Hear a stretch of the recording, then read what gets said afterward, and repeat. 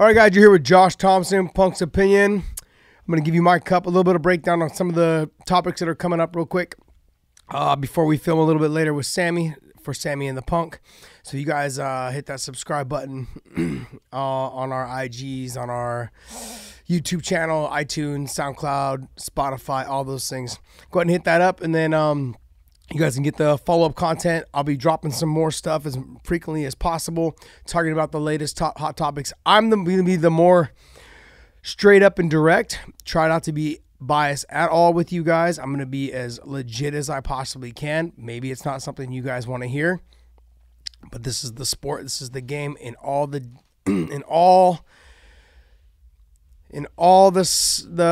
landscape of all the fake news these days, let's try and keep it as real as we possibly can. So yeah, I may not deliver to you what you want to hear, but give it a follow, give it a listen, hit the subscribe button on our YouTube channel. All right, on iTunes, our iHeartRadio, those type of things, Spotify, SoundCloud. All right, look. Let's go over real quick over the Bellator stuff. Then we'll talk. I had a chance to talk with Andy Foster while I was at Bellator this last week in LA. And let's talk about what he had to say also regarding the picograms and the not really failed test. I guess you wouldn't call it a failed test. But I had a great opportunity to sit and chat with him. And it kind of made more sense when I had an opportunity to chat with him and figure it out what he was saying. And I guess let's just talk about that right now since I'm on it. Is Jon Jones has been charged already. He's already been served his time. The fact that his suspension exceeded, they gave him double the amount of time, which was I think 17 months or something like that, 18 months that he was supposed to serve. Now, there's a couple things that maybe people didn't know that I really didn't know all that well until right now, and I heard it come out of Andy Foster's mouth himself, was that California had this rule that if you were sanctioned by them or given a license for a year, that the suspension couldn't be longer than that since the license was only a year, which actually makes perfect sense. But what they were trying to get at was that they will start, there is a lot of talk and conversations right now, not just amongst the California State Athletic Commission, but also the Nevada State Athletic Commission about potentially setting up the first a standard for steroid testing, like on what the suspension will be across the board. So it'll be like New York, Chicago, like New York, Illinois. Obviously, the bigger cities will, and the bigger commissions will probably have to implement them first. But what it sounds like is they're going to go with a first-time offense of being, say, like anywhere between 12 months to up to 18 months for a first-time offense, and possibly even looking at a second offense of being a lifetime ban. So all the guys that are out there potentially cheating or thinking about cheating, they're willing to say that, hey, you made the mistake. Everyone believes in second chances. I myself believe in second chances.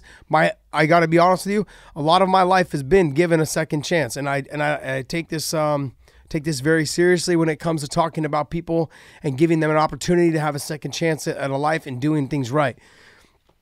In this, for instance, there is talk, I guess, apparently about a potential lifetime ban or even say up to a 5-year ban for it, and there will be no, I guess, with no chances of appeal if you are found guilty on it. I mean, I don't know how well or how easy that'll be to stick, and but there is some conversation about that.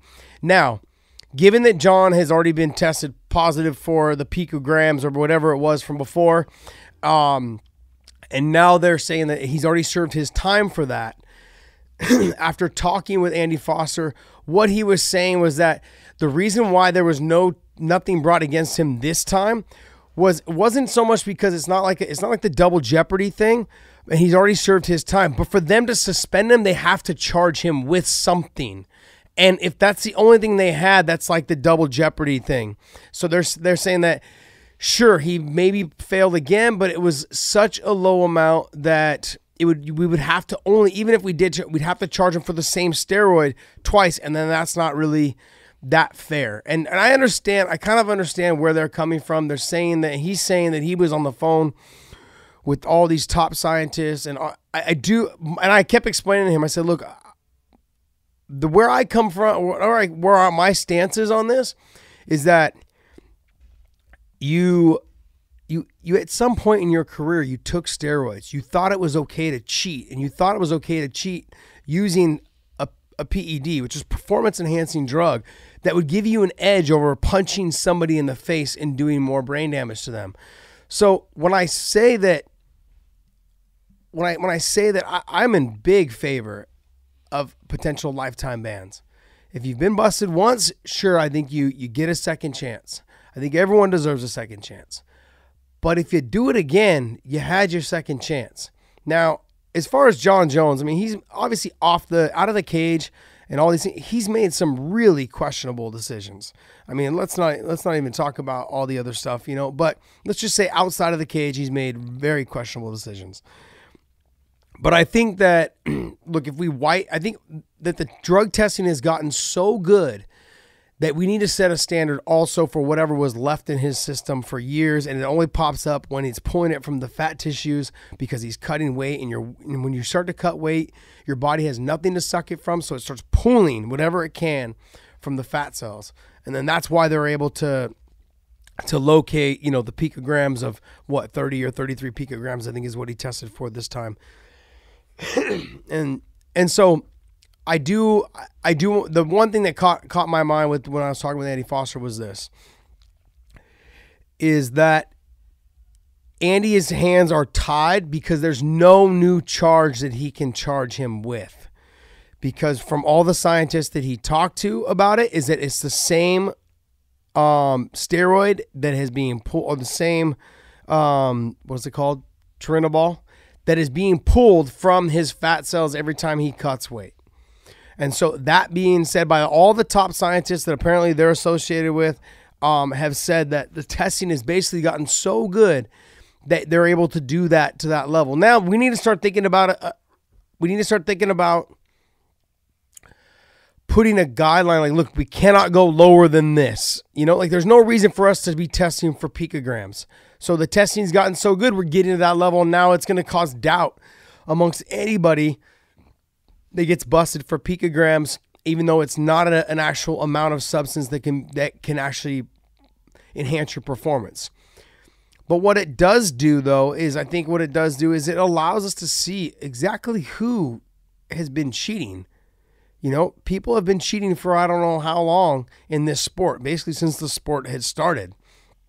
And it allows us to go ahead and see who has been cheating. But on that note, we shouldn't even bring it to press. We shouldn't even bring it to the eye of everyone for the world to know that that those levels have been noticed or verified, unless it's at a level that is performance enhancing. And I don't know. That's a slippery slope on when you're allowing the UFC, you're allowing USADA, you're allowing the commission to basically hide information. If that happens, and then there becomes the conspiracy theories and all those other things that come along with it. But look, I'm all for right now. I'm very hard on people that have cheated. I'm extremely hard on them. I think that it's you deserve a second chance on your first try. But I also think that we just don't know. Like once you've been busted for cheating, we just don't know how long you've been cheating.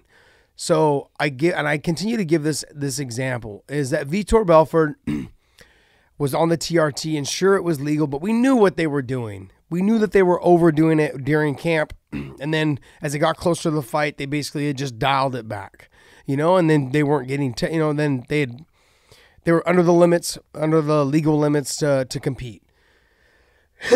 But then you look at guys like Michael Bisping who are going to walk around with a life-changing eye injury for the rest of his life from that one fight. And I feel that there's too many things that go along with the use of the PEDs, and people are throwing around the term the GOAT with Jon Jones. Is he the GOAT? And people are throwing around with Anderson Silva. How can they be the GOATs when they have been known to cheat? Okay, and I'm going to continue to go on. I mean, like, even if I say Vitor, then who else can we talk about that has been busted for cheating? I mean, like there are Silva, Anderson, as I'm saying, Anderson Silva, but there's other guys also that have been busted for cheating. But I feel like they cannot be in the GOAT conversation. I feel like there's certain guys, even though there was tons of speculation about GSP and all these other things with GSP, but he never was busted. He never was caught. And I can't tell you that I still hold him as the GOAT or BJ Penn, given people are going to they're going to criticize me for the BJ Penn comment. But the reason why I'm saying that is because he did something at a time when obviously you can tell by his body type, his whole career, he's never cheated. You can also tell by just the way he is, just when it's brought up and mentioned, it's not there. And so when he had beat Matt Hughes, when Matt Hughes was considered to be the basically one of the best ever, it was the greatest at the time, and I don't think you should have these conversations about the GOAT when there's been performance enhancing drugs involved. I don't think there should be asterisks next to their names. There should be all these other things that are involved with that conversation, and so it's hard. I think that now after talking with Andy Foster and the conversation that I've had with him and just the discussion, he did make sense. He made sense to me, and we had probably a good 30, 40 minute long conversation at the weigh-ins before they started, and just getting in depth and getting into what it was all about and why he couldn't. He had to bring a charge against him, and he couldn't charge him with anything because after talking with the scientists, after talking with USADA, and after talking with the UFC and talking to all the other commissions, it was such a low dose that it was nothing that was going to actually enhance his performance. And then on top of that, though, is that for it to be effective, he had to bring him up on charges. He couldn't charge him with anything because it was the actual same. It was the same Turinabol, like microdoses or whatever it was called, picograms that they had discovered from before, and it was only being discovered when it came time to weigh-ins. So I was skewed a little bit. I was turned. I kind of turned my opinion around on that. Okay, I understand why you guys let him fight. I do get that Andy Foster's hands are tied. Like if you have nothing new to charge him with, you cannot charge him with the same thing in that circumstance, given that there was no performance enhancing benefit. Now, all that being said, I am encouraged after talking with him about the potential of a one-time offense, and then a potential of so much of even bringing up a lifetime ban, those type of things. Because like I've said before in the past, we're not talking about hitting a baseball over a fence or dunking a basketball or slapping a puck. Okay? We're talking about punching people in the head or kicking them in the head or picking them up and slamming them on their heads. I mean, things like that. Those are the things that we're talking about that can cause some serious damage and life-altering damage. And Michael Bisping is living one of them with a serious eye injury that I'm surprised that he's even able to pass the eye exams to keep fighting. It's noticeable. It's something that I'm sure he wakes up every day and he's learned how to live his life with this issue.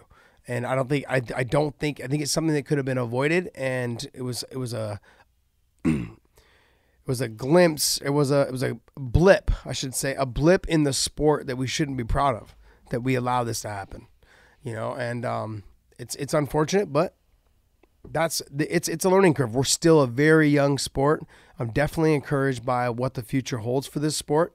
I loved all the things about this sport. I've said this, I think, before, is that I feel like people talk about how sports have saved their lives, and this sport came at the right time of my life to get me to live a lifestyle that I thought I would never have, and so I am truly blessed. And I know I rag on Dana White a lot. I know I rag on the UFC a lot, because I feel like everyone knows they are the top promotion, okay?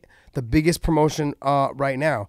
The thing is that's why I hold them to the highest regard, that they should be setting a higher standard in certain situations. Now, they're doing a great job, Okay, but this obviously, along with all this stuff, when you're trying to break new molds and do things, you're also opening the door to criticism, and they are doing things that are outside the norm. You know, when they started off offering medical insurance for their fighters, I used it several times, and I'm very thankful for it. There was, you know, they did the summit where they showed people, I mean, not that I ever had an issue with it, but they showed people how to use social media, encouraged people to use social media, talked about how, you know, different ways for guys to start filing their taxes and helping them, you know, get in touch with people that could help them get their finances in line so they wouldn't end up as a broke fighter. Those are all things that I think were very helpful for a lot of athletes. Not sure how much they utilize them and those tools, but I think it was something that was forward thinking on their part. You're just going to always run into these criticisms when you have when you have things like this with Jon Jones going on, who's considered to be one of the best, if not the best, to ever fight in stepping foot in the cage. But then you've got guys like Anderson Silva, who's done the same thing and has been caught as well. You know, you have other athletes that are at the top of the chain that have been busted, and they seem like Brock Lesnar, and who were able to still fight, and that it didn't get announced until after the fight.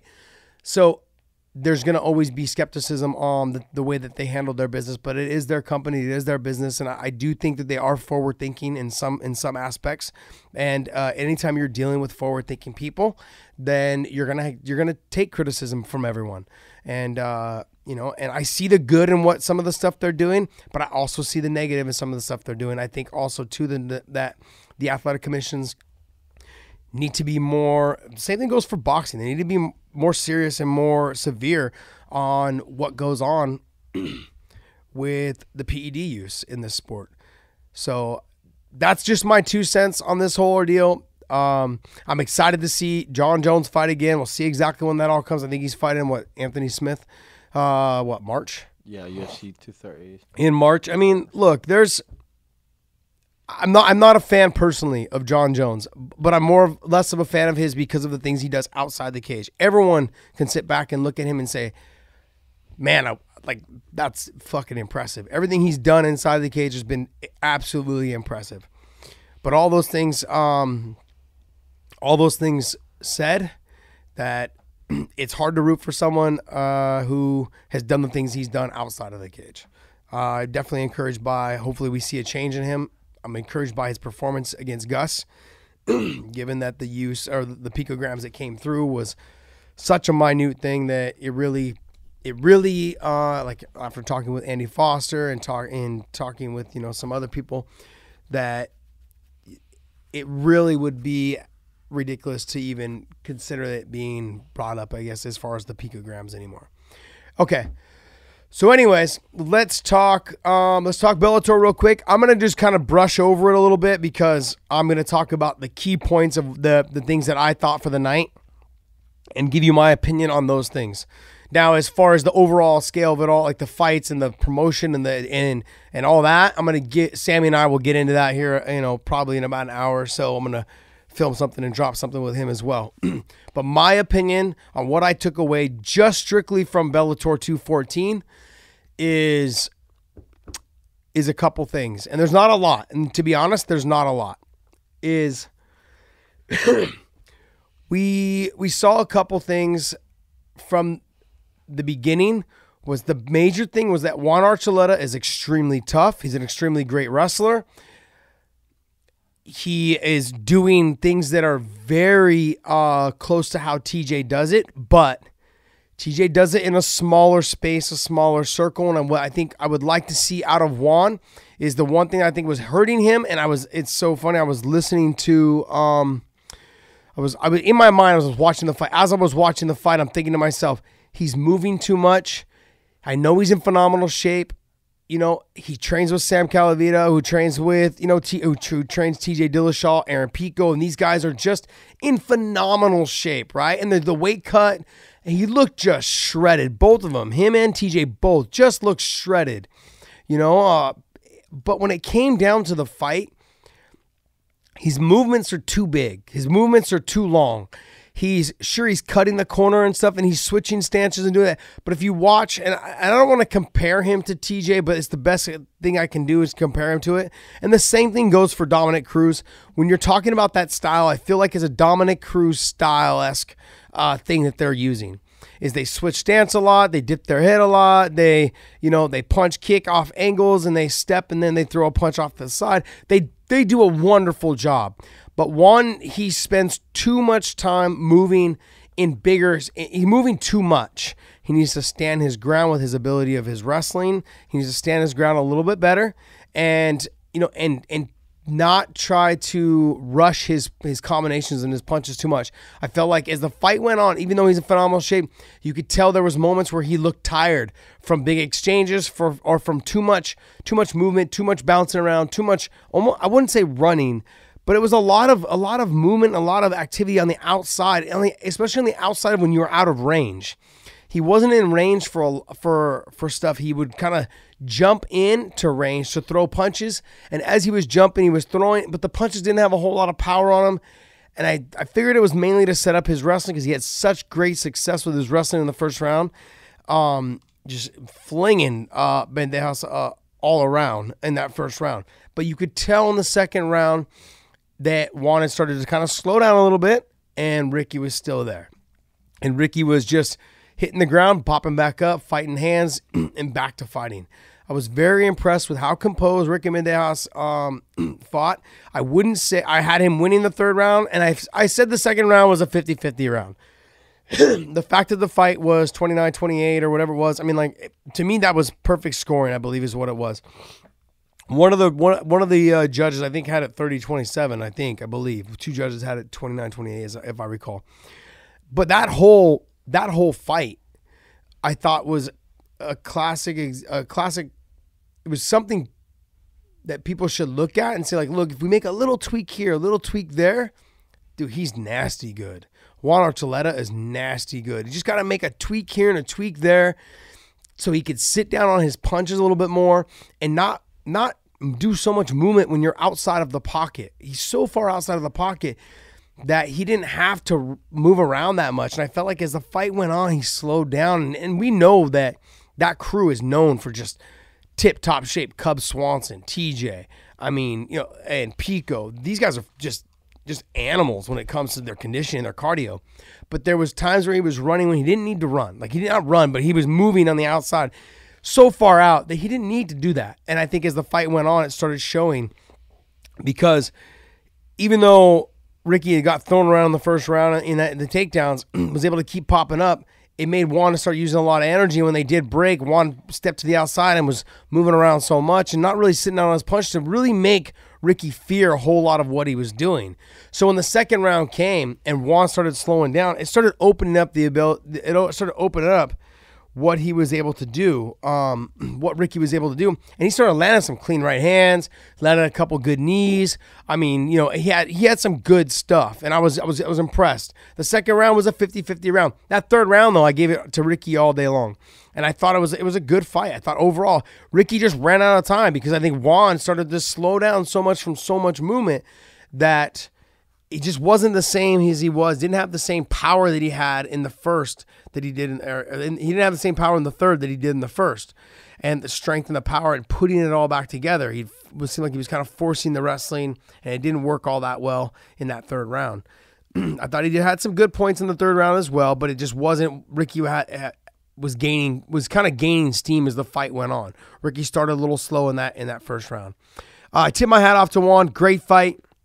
I'd like to see him make a couple little tweaks, because when you get into that 5-round fight against, for a title, which is, I think, is potentially next, or maybe one more, is that you're kind of a little bit in danger there, buddy. You're just a little bit in danger, especially against someone who's been there, so many times, against the champ that's there now.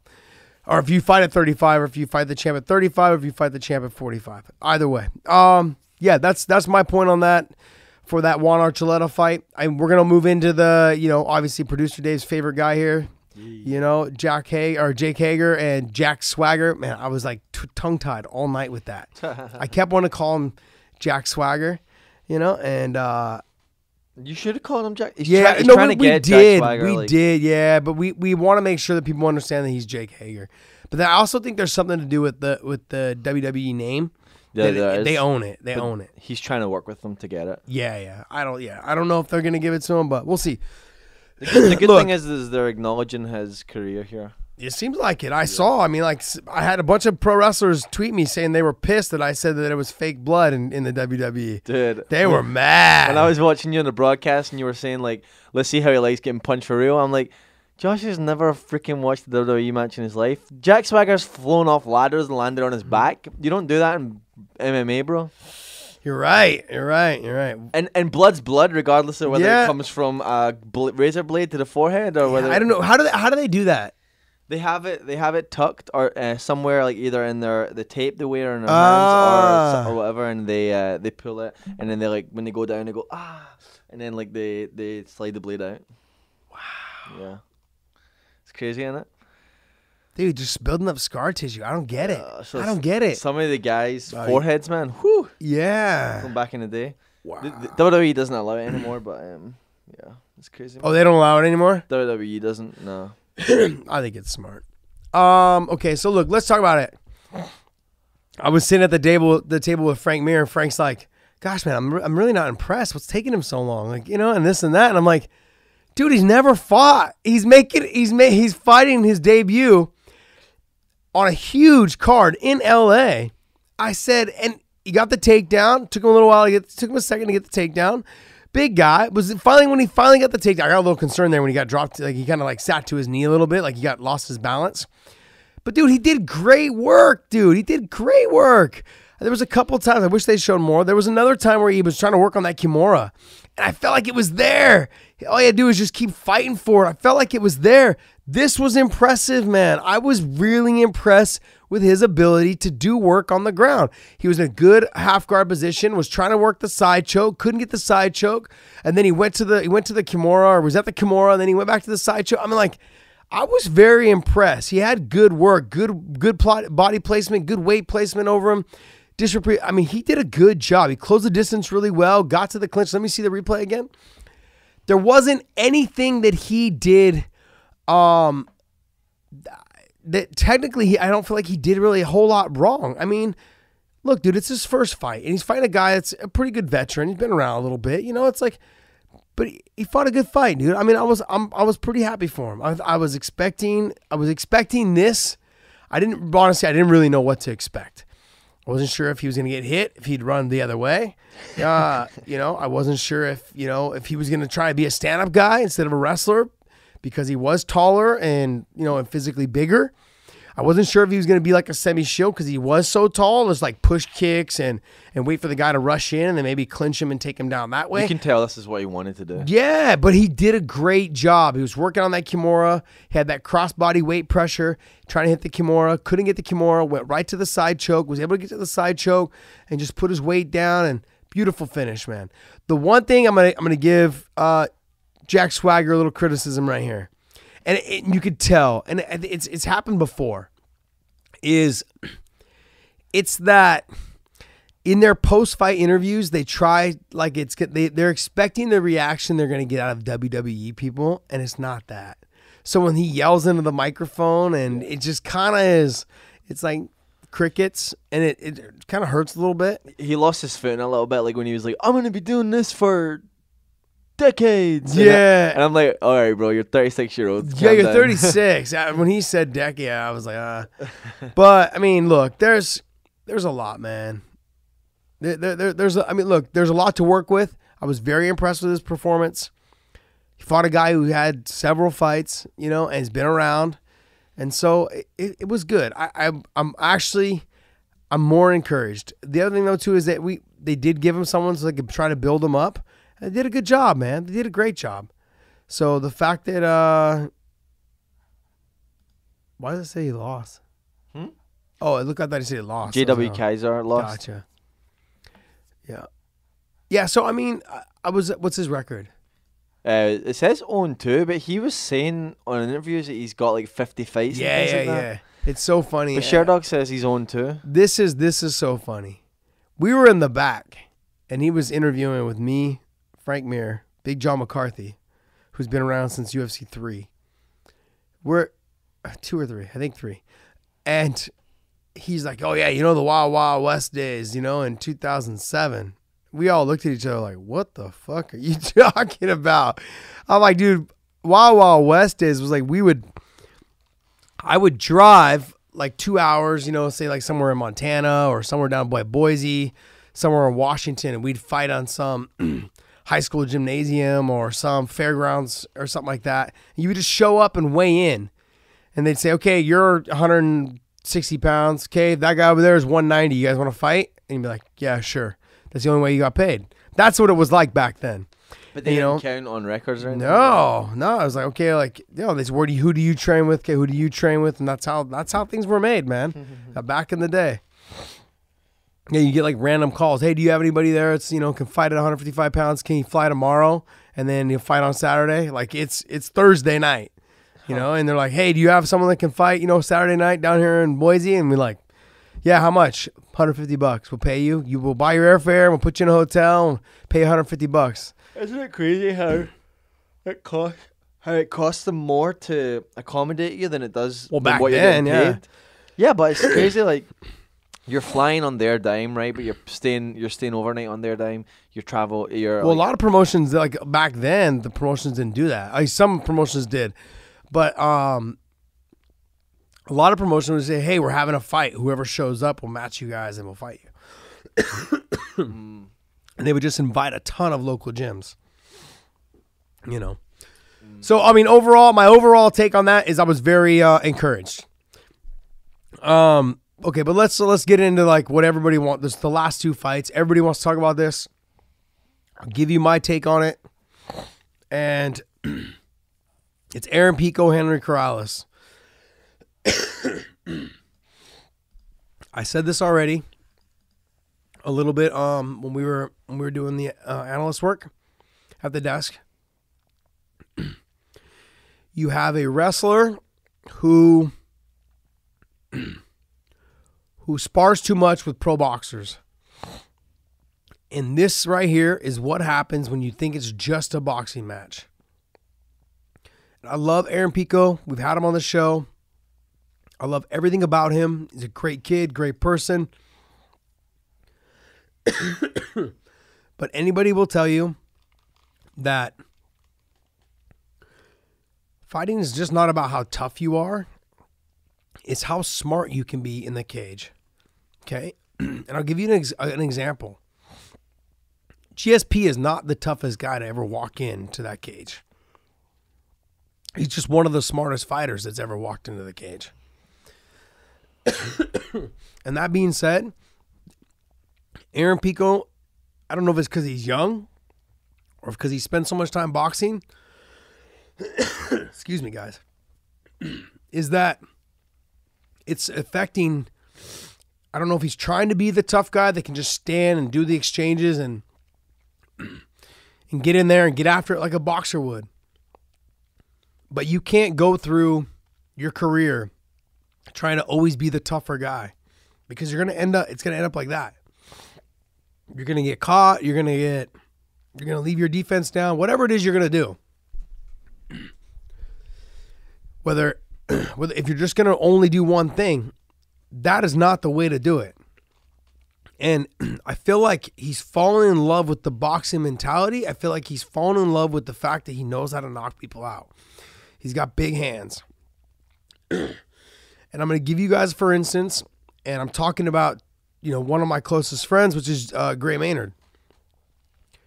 You have a top-notch, I feel like could have been one of the best wrestlers in the game, period. And he just fell in love with his power. He just wanted to always stand and bang. And there was no reason for it. His wrestling was so good. And I would have loved to have seen him work more on his actual ground and pound because his wrestling was so good. And how strong he was. How physically strong that Gray Maynard was is just nasty. I've never had somebody grab a hold of me like him and just physically was that strong. Now, there's a difference between him and Khabib. Khabib's wrestling and his wrestling, but I think actual grip strength and grabbing and holding me, to me, it was Gray. With Khabib, it was the positioning and the weight. Like when I trained with Khabib was always coming in a little bit heavier. Gray was always kind of walking around a little bit heavier than me, but not too much, like 178, somewhere around 180. Gray wasn't a tall guy, so he was short and stocky with, a lot of muscle. Khabib is physically a big guy. He's like my size, but he's got thick legs, thick ass, like his waistline's real big, broad shoulders, that whole deal. So I think when you have someone like Pico he just needs to put the two things together. He hasn't figured that out. All the questions that I had going into this fight, he hasn't answered them. He hasn't answered the fact that he doesn't know how to box and wrestle together. He doesn't know how to box and knee and clinch together. He doesn't know how to do those things. He holding the head in dirty boxing is good, but you can't get carried away with it and standing in that boxing range. You see how if you go back, can you watch this? I hit this replay. I'm watching the replay. He's holding Corrales' head, but there's so much space in there between their heads. They're not head to head. They've got each other's heads, but both their hips are back. Both of them are giving space to knee and clinch. And all of this, and it was too much space, too much gap. Randy Couture would dirty box you, but he was in so close. He was almost like hips to hip. I don't understand why this isn't something, if you like to stand that much, you have to understand that boxing and MMA boxing is completely different. And he just left himself wide open for that headshot. You can't keep going to the body. There was never a moment where he even went back upstairs to the head. And it ended up costing him a fight. He left his chin wide open. Man, I'm dying over here. Jesus, what's going on with you, man? Yeah, I need to get some water. Yeah, something, go grab man. Yeah, you grab me a water. And all the questions that I wanted answered, none of them were answered. He hasn't changed. He hasn't made any changes. And people are talking about him going to the next level. You can't go to the next level until you make these changes. And the sad thing is he went into the post-fight interview and was talking about I feel bad for the person who's going to fight me next. I don't. You've laid the groundwork on what you do every time. And Pico, you're my boy, but you're giving people the floor plan, how to get to you. And it's upsetting because there's no changes. And when I was talking to you in the fighter interview, thank you. When I was talking to him in the fighter interview and I was talking to his camp, they talked about, he's going to wrestle more. I mean, you train with Juan Archuleta, you train with TJ Dillashaw. You got to take a page out of their book, man. The way that they make those exchanges, they punch, boom, step on in, they switch their stance. I'm not saying you need to be someone who switches their stance. What I'm saying is that you need to learn how to punch and close the distance for your wrestling. This was a perfect fight opportunity for you to take Corrales down, press him against the fence or in the open field, and do some groundwork. Let's do some ground and pound. Let's work on passing the guard. Let's do some work, man. Let's take some steam off of Corrales' punches. We know you're physically probably one of the best conditioned athletes in the sport. There's no doubt about it. I have no doubts that you're in phenomenal shape. There's no doubts about it at all. But I think that also, too, and I talked with Gray Maynard, and the same problem. Gray's like, I was always sparring with pro boxers and doing really well with them. Dude, this is not boxing. Boxing, you can just roll your mitt up to your hand. You got to remember, the glove is twice as big at 145. It's twice as big. So we have 4-ounce gloves. You're fighting with 8-ounce gloves. Plus, when you're sparring with guys like Miguel Cotto, and I've sparred with Robert the Ghost Guerrero. I've sparred with Ricardo Pinell. I've sparred with good boxers, and it's a different story. You're sure they can still hit you. They can still hit you clean, but that's all angles. And the reason why I think MMA guys get a false sense of confidence when they spar with pro boxers is because we're using 16-ounce gloves with them. We're not using we're not using MMA gloves when we spar with them. We're not using 8-ounce gloves or 10-ounce gloves when we spar with them. We're using gloves that are 16 ounces. I mean, that's 4 times as big as the ones that we're wearing. That's insane. Like, to think that we're like, this is a different game. The stand-up game is different in MMA than it is in boxing. And those of you guys sparring with pro boxers, I think it's good. It's good to get in there and get gritty and get after. I think it's wonderful for that. But it can't be your only thing. It can't be the only thing that you do.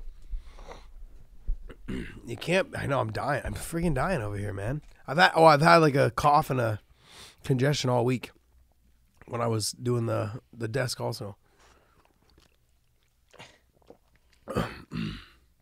And so after talking with Gray was saying the same thing. Gray was saying that he spent a little bit too much time boxing with pro boxers. He liked it. He enjoyed it. It gave him a sense of confidence, but when it came to the fight, it just wasn't the same. It's not the same. It's not the same fight. The other thing as well is that 9 times out of 10, when you're sparring with those guys, like I would spar 4 rounds, 5 rounds with Robert Guerrero, you're like their warm-up rounds. Boxer, like when you're sparring the first set of rounds with them, those are warm-up rounds. That's like when they're just getting into the rhythm.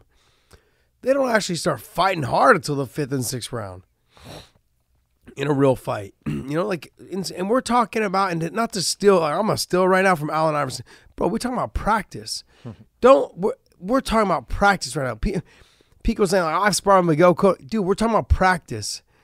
Sure, maybe you do well with Cotto, but let's be real.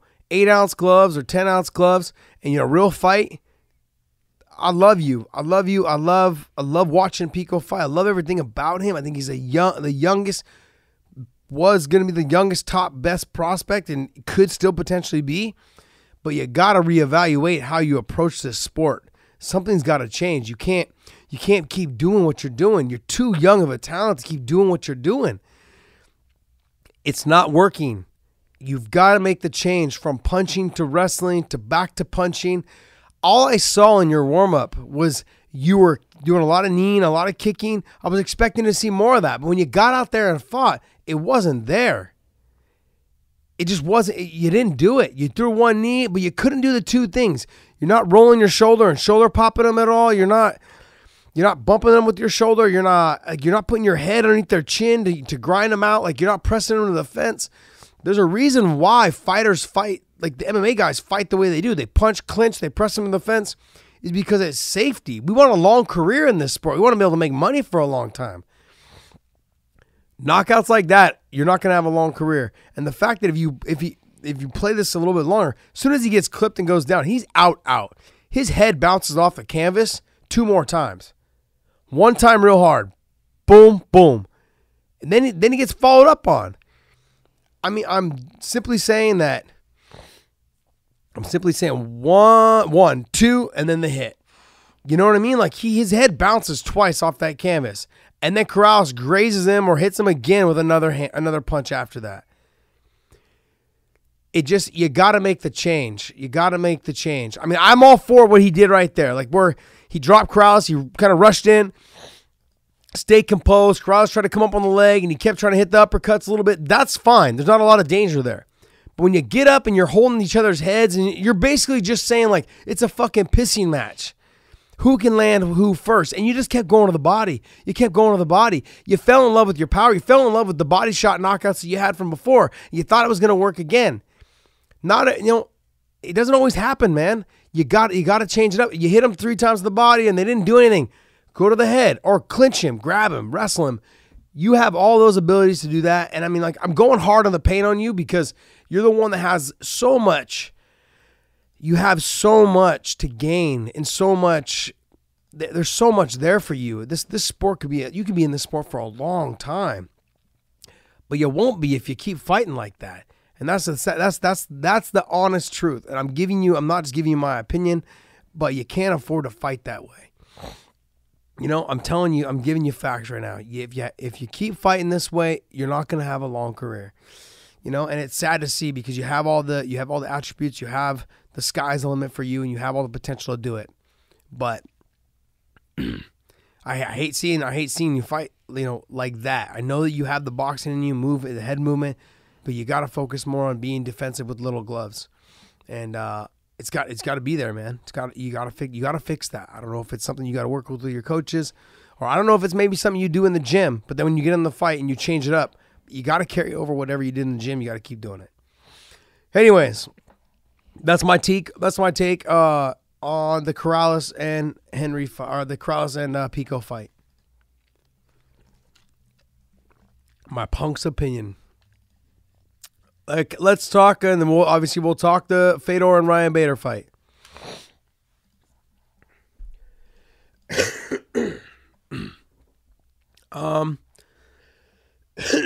Just to give you, I'm going to sum this up really quick. This one's going to be a lot quicker than the Pico one. But it's going to roll me into something else that I want to talk about as well. The Fedor didn't even throw a punch. The whole fight was done quick. Fedor didn't even throw a punch. Just never felt comfortable. I think the fact that Bader was like flossing in and out, stayed composed. I think he was just waiting for that one moment to explode. But everyone that watched it, the punch was not a hard punch. 42 years old, just caught it right on the button. The follow-up punch was nasty. Yeah, it was nasty. That was a nasty, nasty punch. I mean, it wasn't a hard punch, and it wasn't like, boom, he like was still awake when he hit the ground. He hit the ground. I want to say his head bounced off the canvas, too, when he hit the ground. He hit, but his body went limp. It wasn't like, boom, okay, he was still there and just kind of sat to his butt and was going to try to react. He kind of came back up a little bit, though. It looks like he's that was more like his body tensed, almost like he was having a seizure for a split second. Oh, really? See? Yeah. He hit and he rolled up. And I'm a huge Fedor fan. I grew up watching him, man. I enjoyed every fight he was ever in. I love watching that guy fight. It's time. It's just there's no way around it. It's time. I mean, even Frank Mir was saying, like, he's like, it just happened so easy. When I went out there and I grazed him, he was all wobbled. He's like, oh, dude, I'm just gonna keep this thing standing. And then it can end that quick though, like it did with Frank. But Bader, the fight wasn't stopped. Bader jumped in, hit him with a clean shot, and just a walk-off. Fedor didn't get a chance to get in the fight. The fight was done before it started. I tip my hat to Ryan Bader. Great performance. I said it like in a bunch of interviews that I did.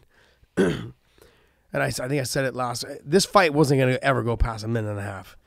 Either someone's getting knocked out, and I was leaning towards Bader knocking out Fedor. Inside of me, I was like, "Oh man, you'd love to see Fedor, go out on a win, big tournament." But then I don't think he would have retired, because I think even now, after he fought, he said now it's more than ever creeping up on him, and maybe it's time to retire. Dude, you got grazed. And you got sad, and I'm a huge fan, but you got to start thinking about life after fighting. I don't know what the deal is, but I don't know. And then here's the thing. Some of the remarks from Scott Coker kind of has me a little like they may not be in the Fedor business anymore. Because I think the remarks by Scott was Fedor doesn't have anything else to prove. He's already the greatest of all time, the greatest heavyweight of all time. He has nothing more to prove. And when promoters start speaking like that, like you heard Dana say that about like Chuck, back in the day, a little bit, I think with Rich Franklin. When you start getting to that point and you hear the promoters saying that, you can tell that they're kind of thinking like, all right, it might be time for this, for this person to hang it up. They don't want to be the one where I don't think all promoters want to be the ones that ride a guy to where it's not fun to watch fight anymore. Somebody that's a legend. And we're coming up on that a little bit. And I think because it was great that he got to the finals. I thought he fought amazing to get to the finals, and both those fights were inside the first round. But Ryan Bader right now is just a different animal. His confidence is high. He's the 205-pound champ. He's the heavyweight Grand Prix champ, plus the heavyweight champ now. Wait, I was confused on the 2 belt thing. Why does he get 2 belts? Because 1 belt is for the heavyweight championship, and then Scott gives out for the actual tournament. He gave him a Grand Prix belt. Like they gave it to DC also. Oh, did like they? when it was Strike Force. Yeah. So so he was the DC was the I believe he was the heavyweight champ and the Grand Prix champ. So the welterweights will get one as well, but it's not like it's a tournament champion where the welterweights. That is a tournament champion. That's what I'm saying. It's the Grand Prix welterweight tournament. So he'll get a Grand Prix championship belt, and then the title's involved in it. So whoever wins the Grand Prix will be the champion because the title goes along with it. So you'll get 2 belts. Yeah. Yeah, it is. I think it's cool. I think it's nice. I mean, they should do something different for the tournament, like the other promotion, the UFC, what they're doing is they're taking away belts. You only get 1 belt now with just your name put on it, and then you get the red ruby. The red ruby every time you retain the title. That doesn't make it. I don't know. I guess to me it'd be a lot more cool if I had like a case filled with belts that you won versus 1 belt in there with like, oh look, hey. I thought you won it multiple times. Yeah, you see those little tiny rubies across the room? You see that? That means how many times? Oh, really? That's it? Okay, that's all. You're fighting for a ruby? But it makes it more exciting to want to fight for more weight classes, for more belts, and then defend each belt and each weight class as many times you can. Do you get to keep that belt? That's what I want to know. Keep what belt? Like, does that belt leave you? Once you lose it, you get to keep it. It wouldn't make sense. There's a lot of things I got to look into with the new belt. I don't like it. I think it's ugly. I think it's ugly. I like it. At first, I looked at it, I was like, oh, that's cool. Well, then I thought it was like, is that a real belt though, or what are they doing with it? It looks like something you would see in a superheroes movie. One thing I think is silly is that they only chose the first 8 countries they competed in for each, because there's 8 sides of the octagon. I think that's kind of silly. It's kind of like neglecting other countries. Yeah. You see what I'm saying? Like yeah. it has 8 countries on there. Yeah. They have like the whole breakdown of why they did what they did on everything. Yeah, I saw that. Yeah. And then also with the diamonds, right? There's 3. Yeah, that's a little bit racist, man. That's a little bit racist. More discriminatory than racist. Yeah, they're discriminating against other countries. I'm just kidding, guys. I'm just kidding. But what happens if you defend it more than the number of diamonds that are on here? That's what I was wondering. Do you get a second belt within? Well, I think what it is, I think if you have to defend it more than 8 times, right? 3, 6, 9, 10, 11, 12, 13. Oh, wow. That's 26. Yeah, 26 times. No one's doing that. Yeah. No one's doing that. Yeah, well. But then they say they're etching someone's name in it, right? No, they don't. No, I thought they were saying they etched the name in it on how many people have owned it from before. Oh, really? Yeah, I thought so. There's no space for that. They have the original logo on this side. They have the last era logo on this side, and then I thought somewhere. I know in the Bellator one they etched whoever's won it on the Grand Prix. Oh yeah, it's gonna be on Grand there. Prix one for sure. They have it on Bader's, like, you know how these parts right here. See right there. That's the names. That's the names right there. Yeah, I saw it. Yep. You saw it up close and personal. Yeah. Lucky bastard. Yeah, it's nice, man. It's really nice. It's really nice. Except they didn't put diamonds on the tournament one. They only put diamonds on the championship, the weight class championship. I mean, let's be real. They're not real rubies. They're not real diamonds. They're not real. You don't think so? No, they're not. Come on, bro. You need to be. You need to be more optimistic than that. Come on, bro. They're not. Let's be real, guys. All right, but the other thing I want to talk about with this is because you had brought up earlier. Did you bring it up earlier, or were we off? We're not. Jump filming. We weren't filming. The Joe Rogan. Oh yeah, about acknowledging how if there was ever going to be a time when they did a cross promotion of 2 heavyweights being champ, this would be the time. Yeah. Ryan Bader versus DC. and I'm just I would love for it to happen. I would love for it to happen. It puts me in a really awkward position. It does. Because I'm, obviously I train with DC, and DC's my boy. I know Bader very well, but also we also share like mutual sponsors, and we've done autograph signings and appearances and things like that together. And he fights for Bellator, so it puts me in a really awkward situation. But I think if there was gonna be a moment to do it, this would be a good moment to do it. That being said, it won't happen because, like Joe Rogan said, they would have to acknowledge that Bellator exists, and they haven't really been trying. They haven't done that yet. They're not doing that. They're not. Very rarely do I hear them bring up. See, back in the day, Dana used to take jabs at Strikeforce all the time. And like he would mention them. Yeah, he would mention them and take jabs at them. Yeah. But right now, he doesn't bring up Bellator. He doesn't at all. Yeah, I don't hear him. I don't. I think what they're trying to do is just not even acknowledge them right now. The only time he ever brought up Bellator was when someone asked him about Conor jumping in the cage and hitting the referee. Was Mark Goddard. Yeah. So and he glossed over the Bellator part and focused more on Conor getting in trouble. Yeah. And then somebody asked him, what was it somebody asked him recently? They just asked him about Kobe. Did you see that with the post fight where the last post fight where it was the ESPN one? They asked him, "Hey, will you release Kobe if that's what he wants?" And Dana just said no and got up and walked away. Yeah. Yeah, that's not gonna happen. I told you that. He's too good of a talking mouthpiece to let him go. Yeah, Oh, there's your boy. There's your boy. All right. So, but yeah, the fight that you want to open that? Yeah. Do you want me to? Yeah, go ahead. Yeah.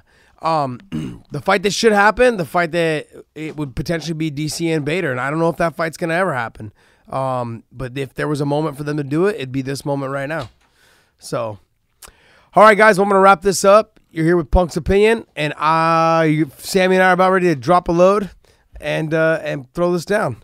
So we will be letting these all run. My man, I will make sure you hit the subscribe button on Sammy and the Punk. Hit the subscribe button on our iTunes, iHeartRadio, SoundCloud, Spotify, all that. All right, guys, out.